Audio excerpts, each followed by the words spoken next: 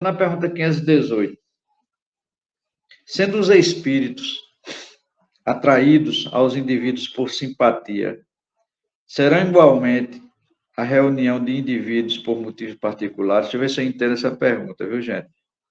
Sendo os espíritos atraídos aos indivíduos por simpatia, serão igualmente a reuniões de indivíduos por motivos particulares? Então, ele assim, alguns indivíduos se atraem por simpatia, né? Aí depois, a reunião de indivíduos também atrai por simpatia. É isso, Djalma? Por simpatia e por motivos particulares, não é? Mas a simpatia, ela predomina, ela cria um laço muito grande. São espíritos simpáticos, espíritos afins, que têm a mesma maneira de pensar, a mesma maneira de sentir, as mesmas crenças, as mesmas ideologias, não é? Os mesmos gostos. Você gosta de futebol, o outro não. Já há um choque aí, é uma coisa que você gosta de discutir, gosta de ver, gosta, mas o outro. Então a simpatia, os laços de simpatia, a frequência em que ela é de fundamental importância. Acho que eu estou fugindo aqui da pergunta. Né? São os espíritos atraídos para os indivíduos pela sintonia, sim, é de fundamental importância, né? A sintonia de sentimentos, de ideais, de gostos, é de fundamental importância isso. A Jimmy lê a resposta aí, que ela já explica de um modo bem direto e objetivo. Eu estava observando aqui.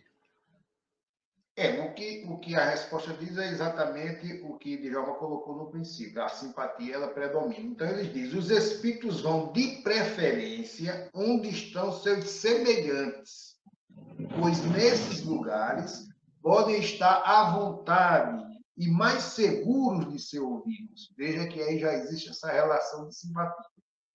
O homem atrai os espíritos em razão de suas tendências, quer esteja só ou constitua um todo coletivo, como uma sociedade, uma cidade ou um povo. Aquilo que Djalma colocou.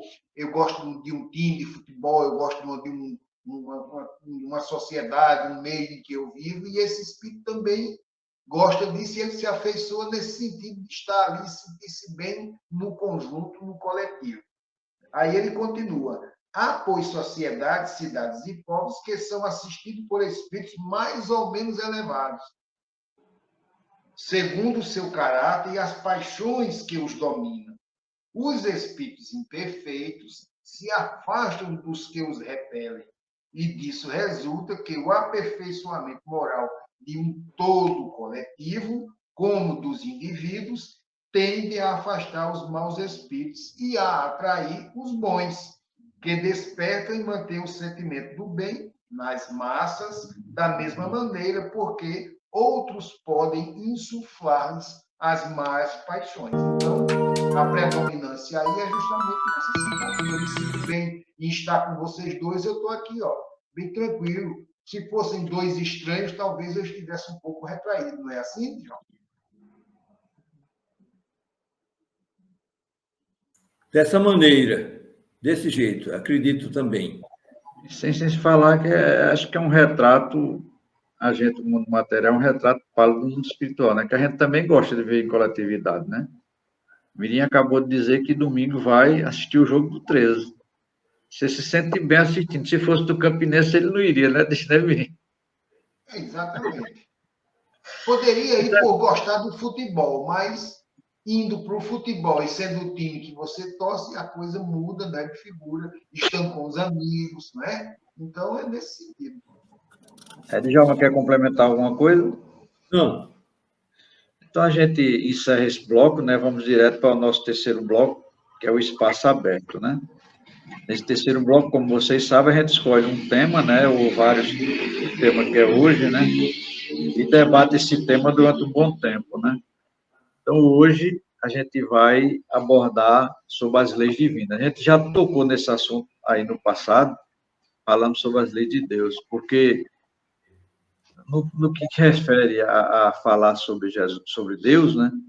A gente não tem a biografia de Deus e as respostas são muito curtas. Logo no primeiro capítulo lá do livro dos Espíritos que a gente está estudando, ele faz a primeira pergunta, ele faz: que é Deus? Aí ele responde, princípio inteligente, causa primária de todas as coisas.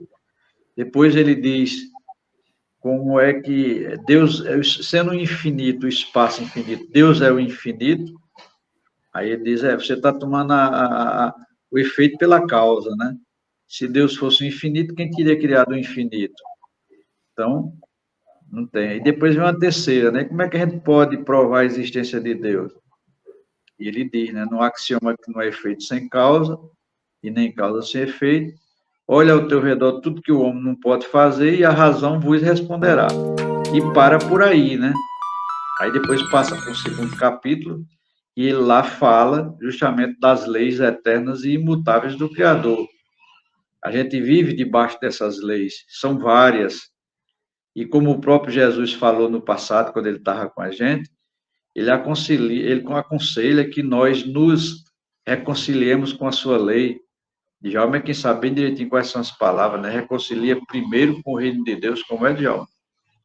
É desse jeito aí que você está dizendo. Reconcilia primeiro com o reino de Deus e todas as outras coisas nos serão dadas em acréscimo.